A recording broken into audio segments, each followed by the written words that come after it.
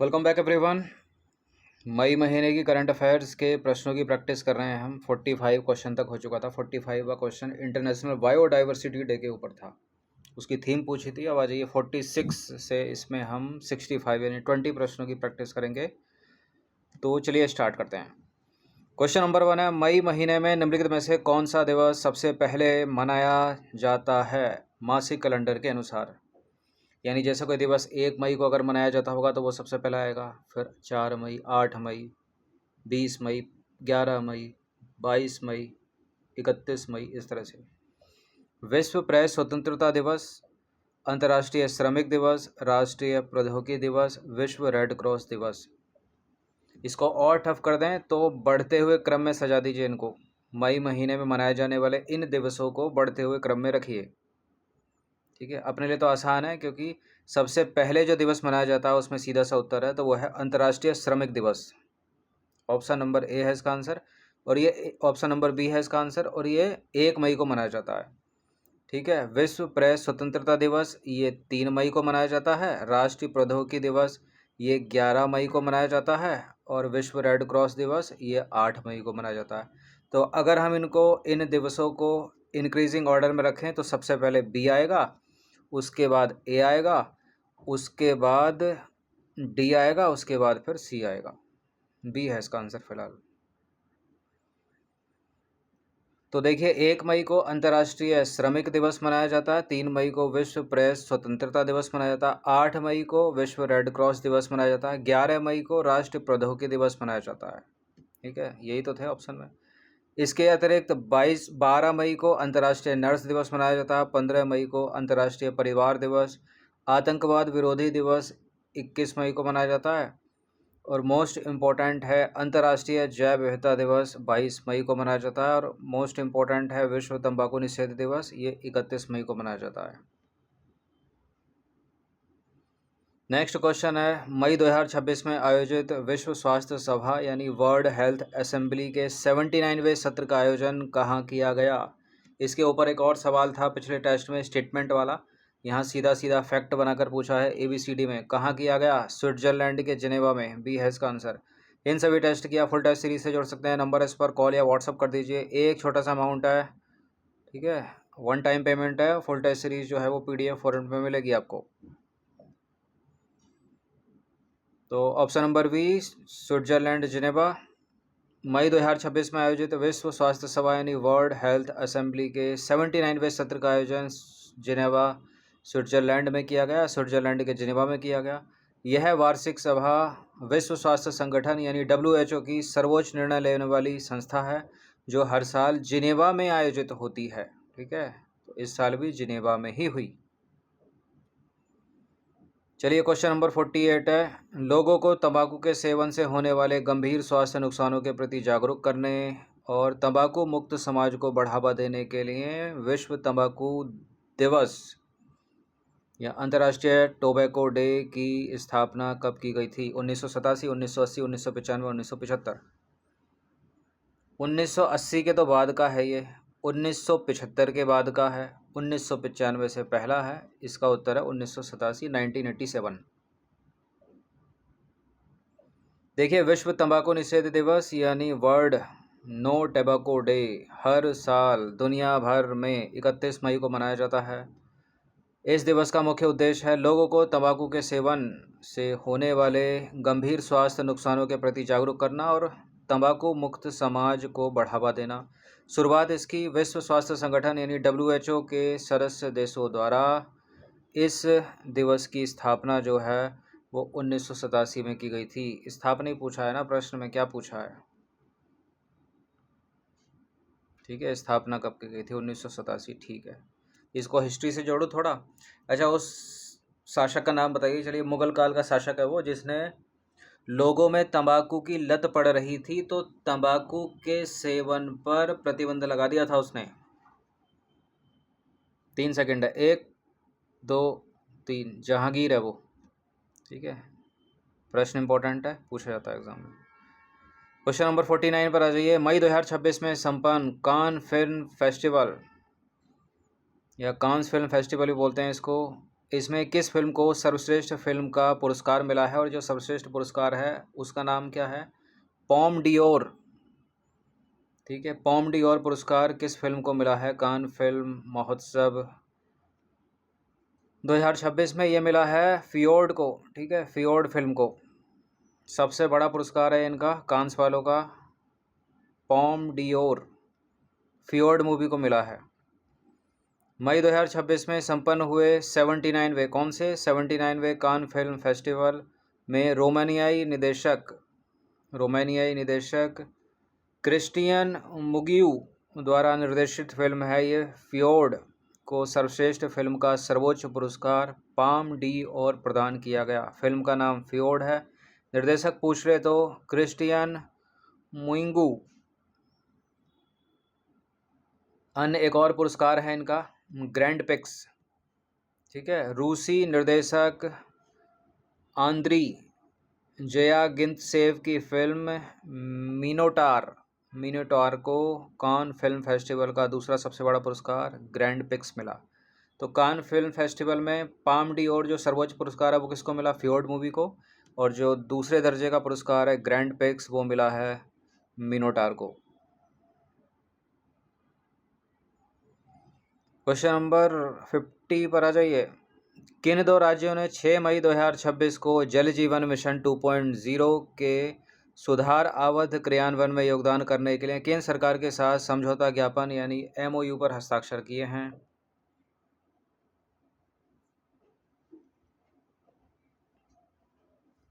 ये है, एक तो है लद्दाख और दूसरा है मिजोरम। ठीक है, ऑप्शन नंबर सी है इसका आंसर। तो राज्यों के साथ राज्यों या स्लैश करके यूटी भी जोड़ देना चाहिए। ठीक है, किन दो राज्यों या केंद्र शासित प्रदेशों ने। देखिए, जल जीवन मिशन 2.0 के सुधार अवध क्रियान्वयन को समूचे देश में सुचारू करने का काम जारी है।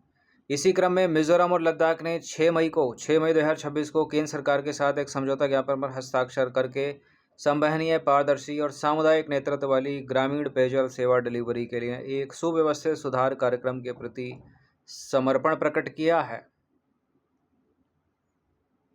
चलिए, 51वें नंबर का प्रश्न है, 2 स्टेटमेंट वाला है प्रश्न है। ग्लोबल इकोनॉमिक आउटलुक 2026 रिपोर्ट के संदर्भ में निम्नलिखित कथनों पर विचार करेंगे।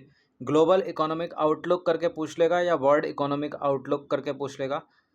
सीधे सीधे ही पूछ सकता है कि किस संस्था के द्वारा यह जारी किया जाता है, वर्ल्ड बैंक के द्वारा, IMF के द्वारा, UNDP के द्वारा, या किसी और संस्था का नाम दे देगा। देखिए, वर्ल्ड इकोनॉमिक आउटलुक या ग्लोबल इकोनॉमिक आउटलुक ये अंतर्राष्ट्रीय मुद्रा कोष द्वारा जारी किया जाता है। पहला स्टेटमेंट सही है। और रिपोर्ट के अनुसार वर्ष 2026 में भारत की जो विकास दर है लगभग 6.8% रहने का अनुमान है। बिल्कुल, दूसरा वाला भी सही है ये। तो इसका जो आंसर हो जाएगा ऑप्शन नंबर सी।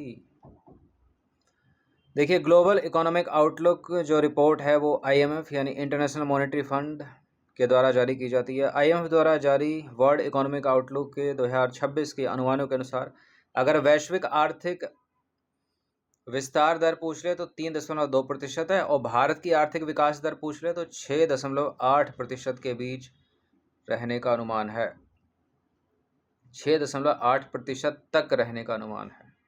ठीक है, किसी किसी सोर्सेज में इसको 6.4 से 6.9% तक, मतलब इसी के बीच में लिखा है, तो करेक्ट है ये भी।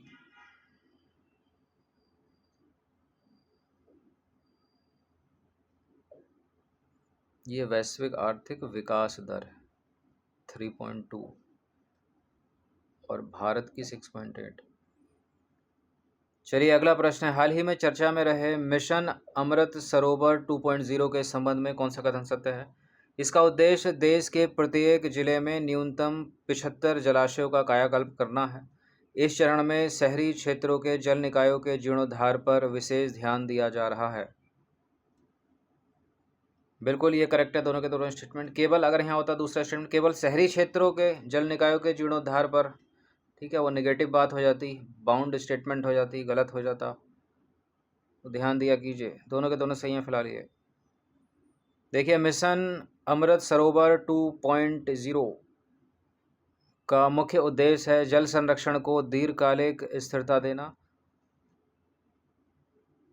इस दूसरे चरण में प्रत्येक ब्लॉक में 75 अमृत सरोवरों यानी तालाबों के निर्माण या कायाकल्प का लक्ष्य रखा गया है। इन तालाबों का जो न्यूनतम आकार है वो 1 एकड़ तय किया गया है। 1 एकड़ जिसकी जल धारण क्षमता लगभग 10,000 घन मीटर हो। ये नंबरिंग भी याद रखना।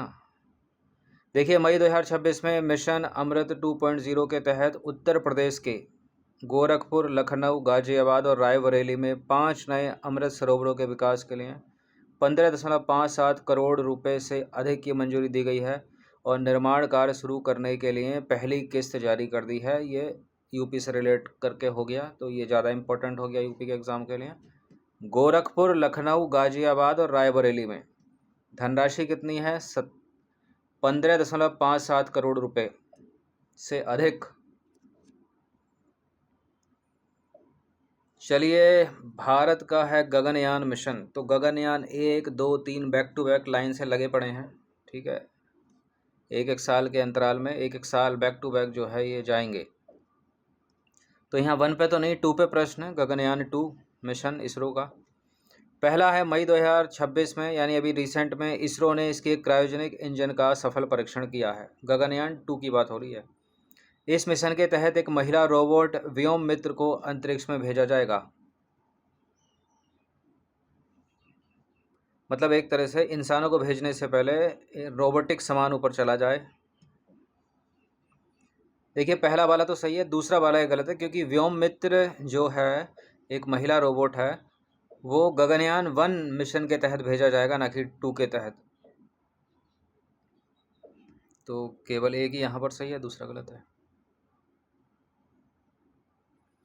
देखिए, गगनयान 2 भारतीय अंतरिक्ष अनुसंधान संगठन के गगनयान कार्यक्रम का दूसरा मानव रहित, इसमें भी मानव रहित प्रायोगिक मिशन है। इसका प्राथमिक उद्देश्य वास्तविक अंतरिक्ष उड़ानों से पहले, ठीक है, मतलब जो मानव जाएगा बैठकर, उससे पहले क्या करना है? पहले क्रू मॉड्यूल, पैरासूट आधारित लैंडिंग सिस्टम, री एंट्री और लाइफ सपोर्ट सिस्टम की सुरक्षा व कार्यप्रणाली का संपूर्ण परीक्षण करना है। ठीक है, एक तरह से एग्ज़ाम में बैठने से पहले ढेर सारे मॉक टेस्ट लगा लेना उसी तरह से। देखिए, अंतरिक्ष यात्री की जगह जाएगा व्योममित्रा। वास्तविक इंसानों को भेजने से पहले अंतरिक्ष के वातावरण का मानव शरीर पर पड़ने वाले प्रभावों को समझने के लिए इस मिशन में इसरो द्वारा विकसित हाफ ह्यूमनाइड यानी आधा मानव रोबोट व्योममित्र को भेजा जाएगा। यह गगनयान 1 मिशन का हिस्सा है। ठीक है, तो दूसरा वाला कथन गलत है, गगनयान 2 का नहीं है ये व्योममित्रा। अंग्रेजी में व्योममित्र प्रोनाउंसिएशन हो रहा है और हिंदी में व्योममित्र। देखिए, प्रक्षेपण यान पूछ रहे थे 2 का, गगनयान 2 का प्रक्षेपण यान लॉन्च व्हीकल। इस भारी मिशन को अंतरिक्ष में ले जाने के लिए इसरो के सबसे भरोसेमंद और भारी रॉकेट LVM-3 का उपयोग किया जाएगा। ठीक है, और गगनयान 1 में जाएगा GSLV Mark 3, 2 में LVM-3। विजिंझाम पोर्ट के संदर्भ में निम्नलिखित कथनों पर विचार करेंगे। पहला स्टेटमेंट है तमिलनाडु के तिरुचिरापल्ली में स्थित है, और दूसरा है प्रधानमंत्री नरेंद्र मोदी ने 2 मई 2026 को इसका उद्घाटन किया था। अभी रिसेंटली 24 मई को जो UPSC सिविल सेवा की प्रारंभिक परीक्षा हुई थी, उसके GS पेपर में पूछा गया था विजिंझाम। 3 स्टेटमेंट थे इसके ऊपर। देखिए, इसका उद्घाटन जो है वो पिछले साल हुआ था, प्रधानमंत्री नरेंद्र मोदी ने किया था, और तमिलनाडु में नहीं है, ये केरल में है। गलत है पहला स्टेटमेंट, दूसरा वाला भी गलत है, दोनों के दोनों गलत हैं, तो इसका जो आंसर हो जाएगा D हो जाएगा। ठीक है, अडानी का है ये, अडानी का पोर्ट है, इसका उद्घाटन किया था। ठीक है, उन्हीं के मित्र हैं मोदी जी।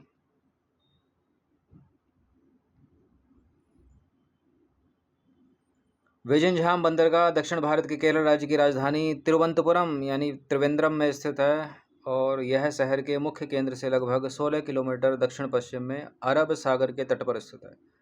इसका उद्घाटन PM मोदी ने किया था 2 मई 2025 को, पिछले साल किया था, इस साल नहीं। तो दोनों के दोनों इनकरेक्ट है वहाँ पर। चलिए 55वें नंबर का प्रश्न है, संयुक्त राष्ट्र जैव विविधता सम्मेलन यानी COP17 के संदर्भ में निम्नलिखित कथनों पर विचार करेंगे। COP यानी कॉन्फ्रेंस ऑन पार्टीज बायोडाइवर्सिटी से रिलेटेड है ये। यह जैव विविधता पर सम्मेलन यानी कन्वेंशन ऑन बायोडाइवर्सिटी के पक्षों का 17वां सम्मेलन है। एक तो उससे ही हो गया, लो एक तो स्टेटमेंट से ही सही हो गया। इसका मुख्य फोकस 30 गुणा 30 लक्ष्य यानी 2030 तक 30% भूमि और महासागरों का संरक्षण की समीक्षा करना था। है ठीक है, करेक्ट हैं दोनों के दोनों, सी है इसका आंसर। देखिए संयुक्त राष्ट्र जैव विविधता सम्मेलन यानी COP17 जैव विविधता पर सम्मेलन के पक्षों का 17वां सम्मेलन है। यह सम्मेलन 19 से 30 अक्टूबर 2026 तक आर्मेनिया की राजधानी येरेवन में आयोजित किया जाना निर्धारित था। तो इस साल ही होगा यह 17वां 19 से 30 अक्टूबर 2026 तक आर्मेनिया की राजधानी येरेवन में। मुख्य उद्देश्य क्या है? इसका प्राथमिक उद्देश्य है Kunming Montreal global biodiversities framework की दिशा में हुई सामूहिक प्रगति की समीक्षा करना, जिसमें 2030 तक 30% भूमि और महासागरों का संरक्षण का 30 गुणा 30 या 30 लक्ष्य शामिल है। उसकी समीक्षा होगी अक्टूबर में। चलिए राष्ट्रमंडल खेल यानी कॉमनवेल्थ गेम्स के संबंध में निम्नलिखित कथनों पर विचार करेंगे। दो कथन है यहाँ पर, कौन सा इसमें गलत है? इसका आयोजन अगस्त 2026 में एडिनबर्ग में होने वाला है, यानी आने वाले 2-3 महीने में। भारत ने वर्ष 2014 में राष्ट्रमंडल खेलों की मेजबानी की थी। देखिए भारत ने पहली बार राष्ट्रमंडल खेलों की मेजबानी एक ही बार की है अभी तक, 2010 में की है नई दिल्ली में, तो गलत है दूसरा। और एडिनबर्ग में नहीं, पहला वाला भी गलत है, ग्लासगो में होना है। ये दोनों के दोनों गलत हैं। अच्छा गलत बताना है ना, कौन सा सही नहीं है का मतलब सीधे मानिए कि निम्नलिखित में से कौन सा कथन गलत है, तो दोनों गलत हैं ये। और कौन सा सही पूछा होता तो डी हो जाता आंसर। देखिए 2026 में राष्ट्रमंडल खेल यानी कॉमनवेल्थ गेम्स जो है ग्लासगो स्कॉटलैंड में आयोजित किए जाएंगे, न कि एडिनबर्ग में। यह जो आयोजन होगा वो 23 जुलाई से 2 अगस्त 2026 तक निर्धारित है, अगले महीने से स्टार्ट है। भारत में नई दिल्ली में वर्ष 2010 में राष्ट्रमंडल खेलों की मेजबानी की थी, ठीक है। और यह पहली बार था जब भारत में इसका आयोजन हुआ था घोटाले के साथ। चलिए 57वें नंबर का प्रश्न क्या है कि भारत के वित्तीय वर्ष FY26 फाइनेंशियल ईयर 26 के वास्तविक सकल घरेलू उत्पाद यानी GDP की वृद्धि के अनुमान विभिन्न संस्थानों में थोड़े भिन्न थे। रिपोर्ट किए गए अनुमानों के अनुसार कौन सा युग्म सही सुमेलित है? एक ही सही होगा केवल। तो सही बात इसमें है कि जो इंटरनेशनल मॉनेटरी फंड है वो बोल रहा है कि फाइनेंशियल ईयर 2026 में जो भारत का सकल वास्तविक उत्पाद है वो 7.2 रहने की उम्मीद है, और ADB बोल रहा है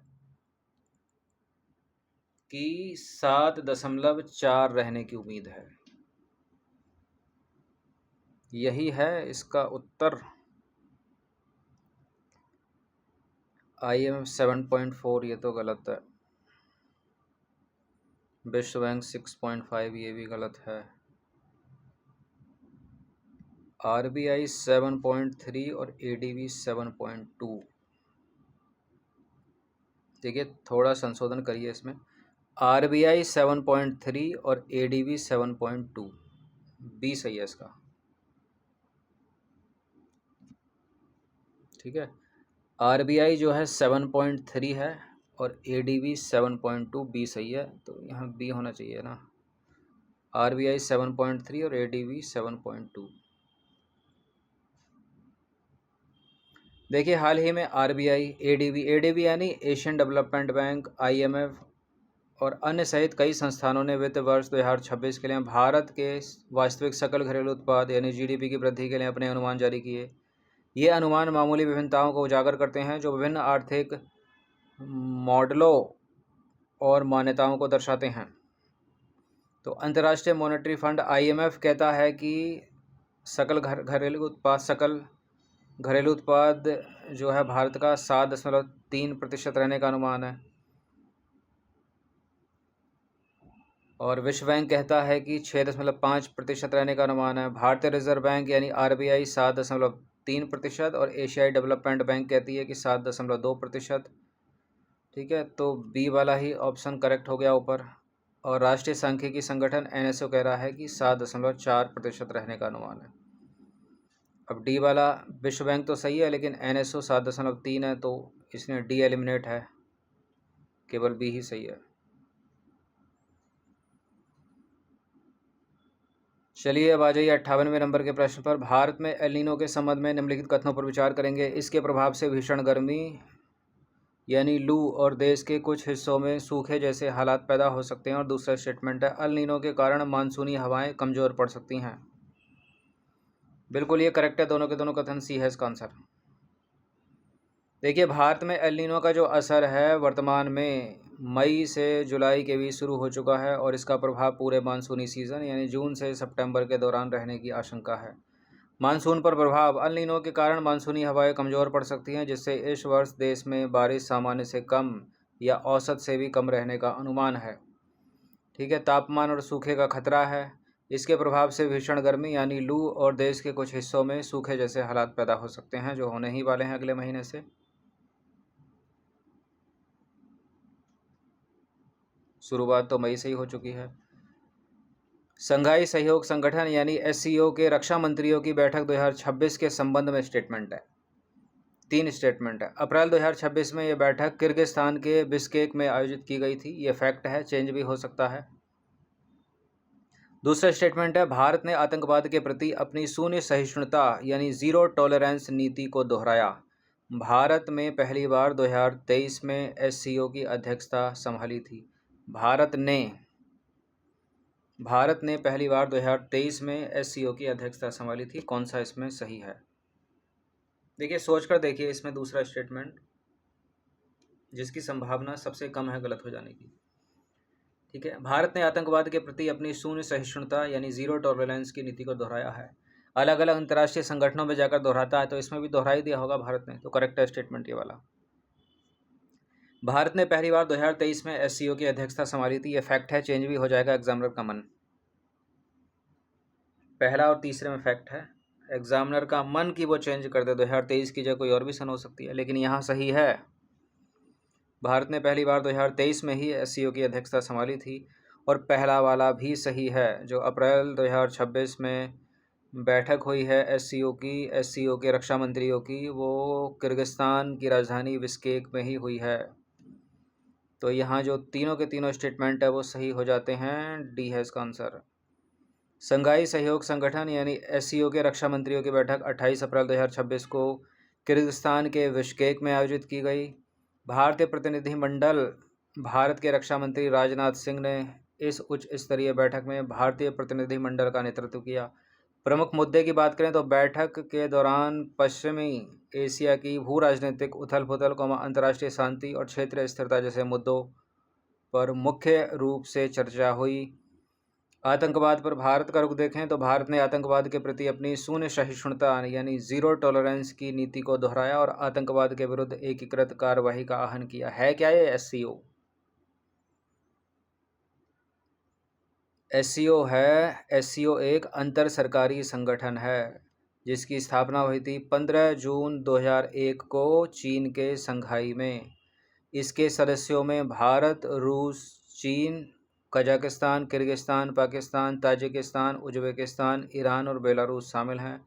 भारत 9 जून 2017 को इसका पूर्ण सदस्य बना और वर्ष 2023 में इसकी अध्यक्षता संभाली। मुख्य परीक्षा में मेंस में अगर लिखने आ जाए SCO के ऊपर तो यहाँ से स्टार्ट करना। ठीक है, नीचे पढ़ेंगे ही नहीं एग्जामिनर, करंट से रिलेट करेंगे ही नहीं उसको, इसी में मार्क्स दे देंगे अच्छे खासे।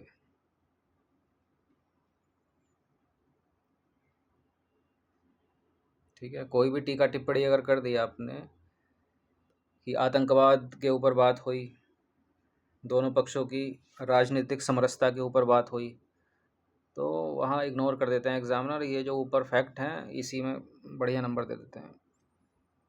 चलिए, केंद्रीय प्रत्यक्ष कर बोर्ड CBT द्वारा मई 2026 में जारी नए दिशा निर्देश के अनुसार प्रवासी भारतीयों यानी NRIs के लिए कर निर्धारण के संदर्भ में निम्नलिखित कथनों पर विचार करेंगे। NRI के संबंध में कर निर्धारण, पहला स्टेटमेंट है, यदि कोई NRI भारत में 90 दिनों यानी 3 महीने से अधिक समय बिताता है तो उसकी वैश्विक आय पर टैक्स लगेगा। दूसरा स्टेटमेंट है, यह नियम केवल उन्हीं पर लागू होगा जिनकी भारत में अर्जित आय 20 लाख रुपए से अधिक है।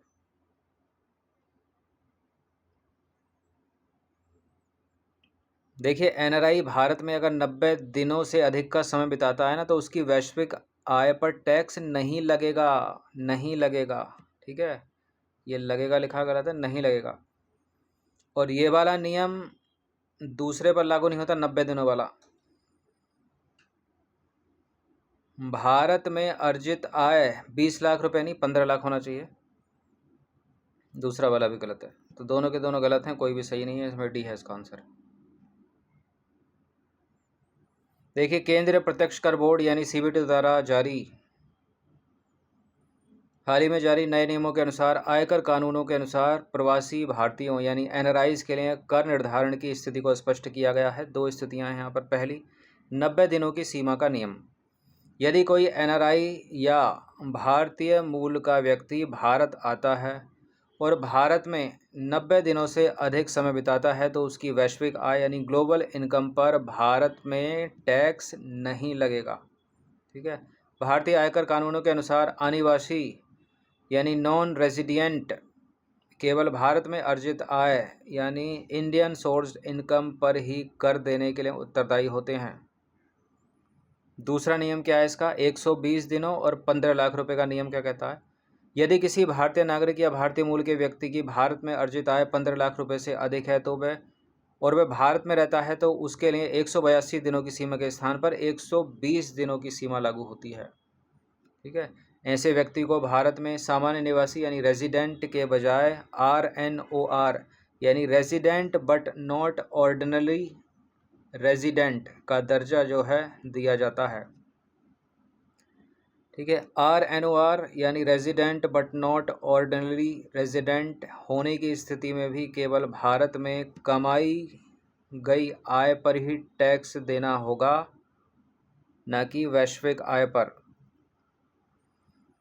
वैश्विक आय पर टैक्स केवल उन व्यक्तियों का लगता है जो पूर्ण निवासी यानी ऑर्डिनरी रेजिडेंट होते हैं।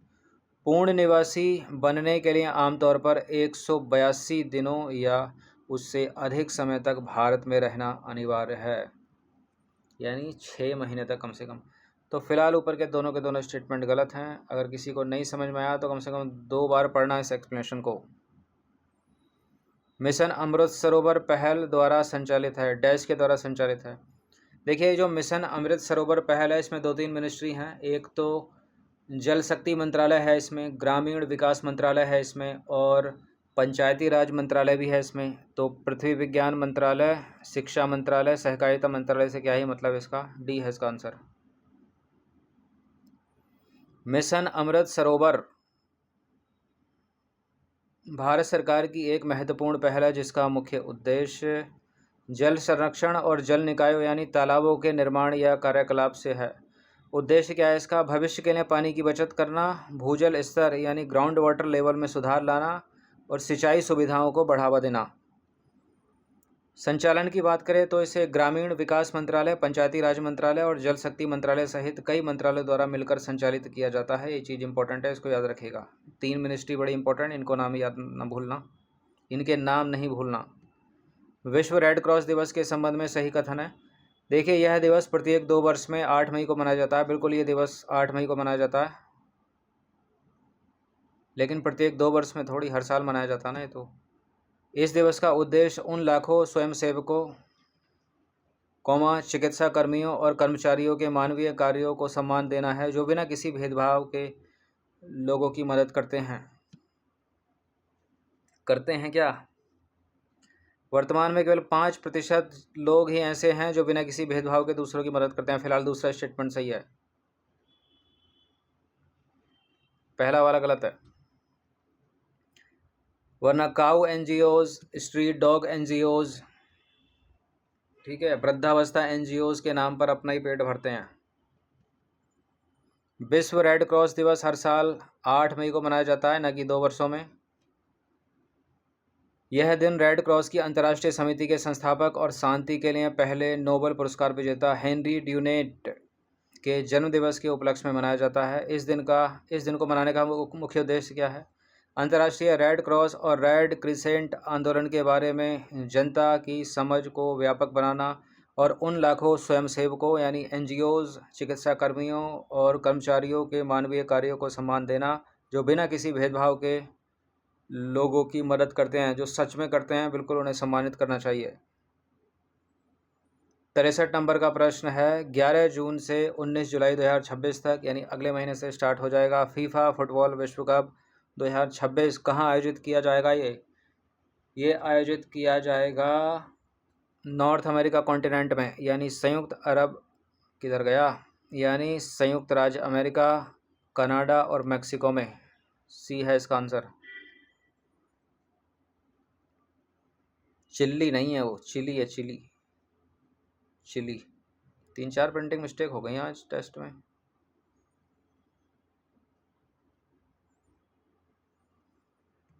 देखिए 2026 फुटबॉल फीफा विश्व कप का आयोजन संयुक्त रूप से किया जाएगा नॉर्थ अमेरिका कॉन्टिनेंट के 3 देशों संयुक्त राज्य अमेरिका, कनाडा और मैक्सिको के द्वारा।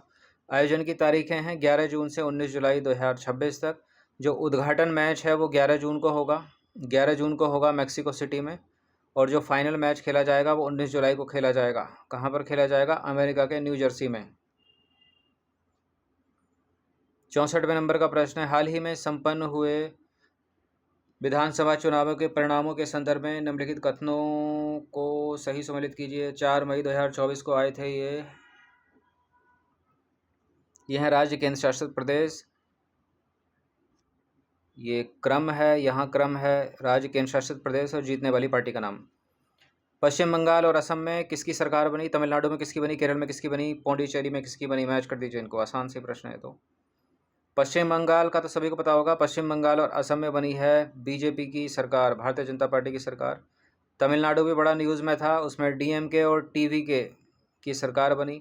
केरल में कांग्रेस ने सरकार बनाई गठबंधन के साथ, तो कांग्रेस के नेतृत्व वाला गठबंधन यूडीएफ ने सरकार बनाई। पौंडीचेरी में जो है वो एनडीए ने सरकार बनाई, यानी बीजेपी गठबंधन। तो इसका जो उत्तर हो जाता है पहले का 3 और दूसरे का हो जाएगा 1।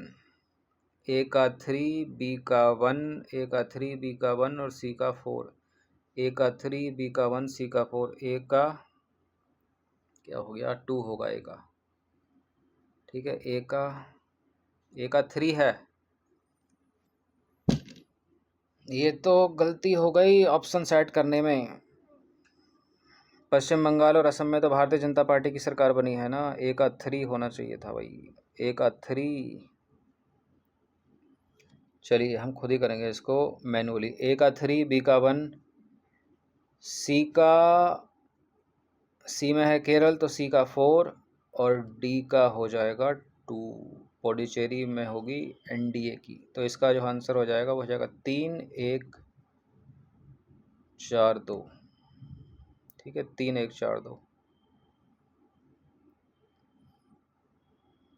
3, 1, 4, 2। 5वीं चौथी प्रिंटिंग मिस्टेक है। देखिए विधानसभा चुनावों के परिणाम जो है 4 मई को घोषित किए गए। इन चुनावों के परिणाम कुल 5 राज्यों और केंद्र शासित प्रदेशों के लिए जारी किए गए। पश्चिम बंगाल में कुल 294 सीटें थी, असम में 126 सीटें थी, तमिलनाडु में 234 सीटें थीं, केरल में 140 सीटें थीं, पुडुचेरी में 30 सीटें थीं। अब इन पे जो विजय हुई है, पश्चिम बंगाल और असम में भारतीय जनता पार्टी यानी भाजपा ने जीत हासिल की। वहीं तमिलनाडु में द्रविड़ मुन्नेत्र कजगम और नवगठित तमिलगा वेत्री कजगम यानी डीएमके और टीवीके जो सीएम बने हैं तमिलनाडु के, थलपति विजय, ठीक है, चर्चा में रहे वो। और केरल में बनी कांग्रेस के नेतृत्व वाली गठबंधन की सरकार और पौंडीचेरी में बनी एनडीए की सरकार। चलिए अब अगला प्रश्न थलपति विजय के ऊपर ही है। 10 मई 2026 को तमिलनाडु के नए मुख्यमंत्री के रूप में शपथ लेने वाले पहले गैर द्रविड़ मुख्यमंत्री थलपति विजय का वास्तविक नाम क्या है? ऑप्शन में 2-3 चीज़ें हैं, ठीक है।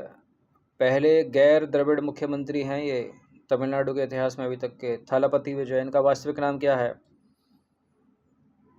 4 ऑप्शन पढ़ते हैं इसमें। जोसेफ विजय चंद्रशेखर, मोहनलाल विश्वनाथन नायर, चिरंजीवी विजय चंद्रशेखर या नंदमुरी तारक रामाराव। देखिए जो जूनियर एनटीआर हैं, जूनियर एनटीआर साउथ के जो एक्टर हैं, उनका वास्तविक नाम है नंदमुरी तारक रामाराव, तो ये तो एलिमिनेट हो जाएगा। और एक साउथ के मलयालम के बड़े फेमस हैं मोहनलाल, तो मोहनलाल का पूरा नाम है मोहनलाल विश्वनाथन नायर, तो ये भी एलिमिनेट हो जाएगा। थलपति विजय का वास्तविक नाम है जोसेफ विजय चंद्रशेखर, ठीक है। ऑप्शन नंबर ए है इसका आंसर। तो तमिलनाडु के नए मुख्यमंत्री तमिलगा वेत्री कजगम यानी टीवी के पार्टी के संस्थापक जोसेफ विजय चंद्रशेखर यानी थलपति विजय बने। उन्होंने 10 मई 2026 को पद की शपथ ली और वे 1967 के बाद से तमिलनाडु राज्य के पहले गैर द्रविड़ मुख्यमंत्री बने हैं। ये चीज़ इम्पोर्टेंट है, याद रखना है इसको। तो 20 प्रश्न की प्रैक्टिस हमने कर ली। 65 प्रश्न थे करंट अफेयर्स के, इनकी प्रैक्टिस कर लेना 1 से 2 बार। धन्यवाद। अब जीएस चलेगी इसके बाद 100 तक।